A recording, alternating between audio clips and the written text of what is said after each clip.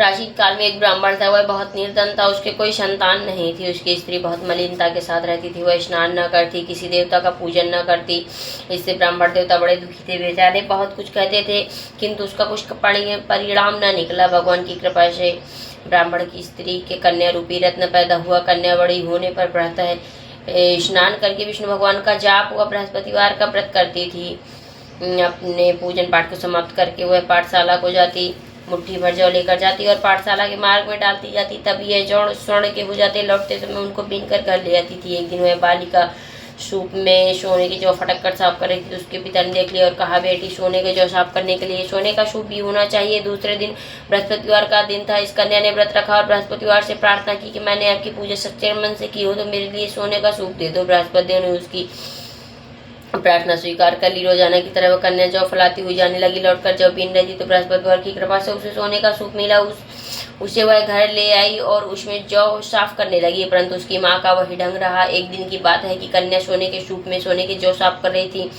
उस समय उस शहर का राजपुत्र वहां से होकर निकला। इस कन्या के रूप और कार्य को देखकर मोहित हो गया तथा अपने घर आकर भोजन तथा जल त्याग कर उदास होकर लेट गया। राजा को इस बात का पता लगा तो अपने प्रधानमंत्री के साथ उसके पास गए और बोले, हे बेटा, तुम्हें किस बात का कष्ट है? किसी ने अपमान किया अथवा कोई और कारण है सो कहो, मैं वही कार्य करूंगा जिससे तुम्हें प्रसन्नता हो।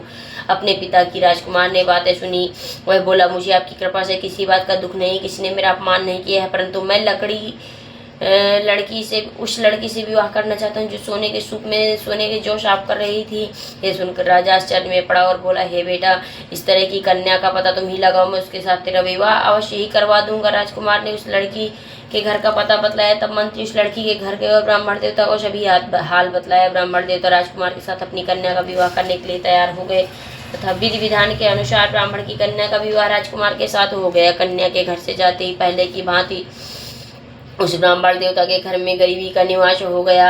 अब भोजन के लिए भी अन्न बड़ी मुश्किल से मिलता था। एक दिन दुखी होकर ब्राह्मण देवता अपनी पुत्री के पास गए। बेटी ने पिता की दुखी अवस्था को देखकर अपनी माँ का हाल पूछा। तब ब्राह्मण ने सभी हाल कहा।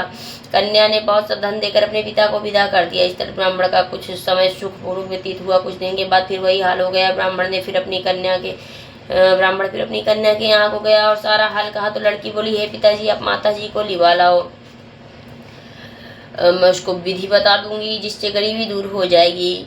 वह ब्राह्मण देवता अपनी स्त्री को साथ लेकर पहुंचे तो लड़की अपनी माँ को समझाने लगी है कि हे माँ, तुम प्रातः काल प्रथम स्नान आदि करके विष्णु भगवान का पूजन करो तो सब दरिद्रता दूर हो जाएगी। परंतु उसकी माँ ने एक बात नहीं मानी और प्रातः काल उठकर अपने पुत्र के बच्चों के जूठन को खा लिया।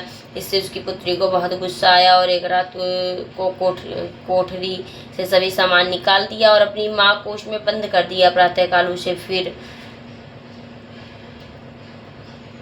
निकाला और प्रथम स्नान आदि करके पाठ करा तो उसकी माँ की बुद्धि ठीक हो गई और फिर प्रत्येक बृहस्पतिवार को वह व्रत रखने लगी। इस व्रत के प्रभाव से उसके माँ बहुत ही धनवान और पुत्रवान हो गए और बृहस्पति देव के प्रभाव से इस लोक में सुख भोग कर अंत में स्वर्ग लोक को प्राप्त हुए। सब बोलो विष्णु भगवान की जय, बोलो बृहस्पति देव की जय। ओम विष्णु विष्णु विष्णु देवाय नमः। ओम विष्णु विष्णु विष्णु देवाय नमः। ओम विष्णु विष्णु विष्णु देवाय नमः। बोलो बृहस्पति भगवान की जय, बोलो विष्णु भगवान की जय, बोलो गुरुदेव महाराज की जय।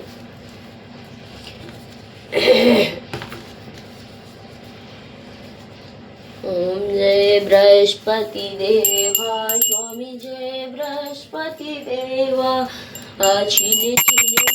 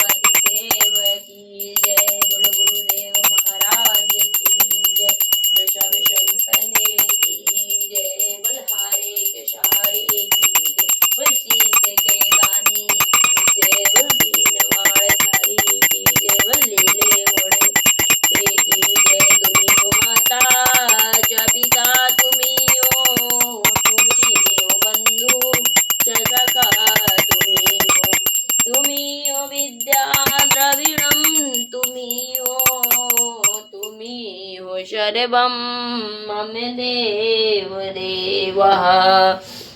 ओम विष्णु विष्णु विष्णु देवाय नमः। ओम विष्णु विष्णु विष्णु देवाय नमः। ओम विष्णु विष्णु विष्णु देवाय नमः। ओम विष्णु विष्णु विष्णु देवाय नमः।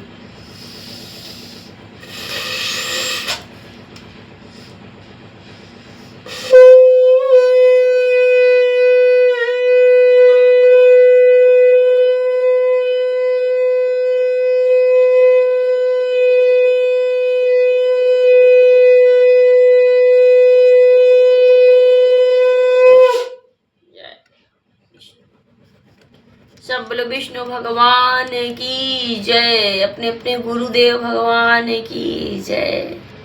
नमः पार्वती पतये। हर हर हर महादेव।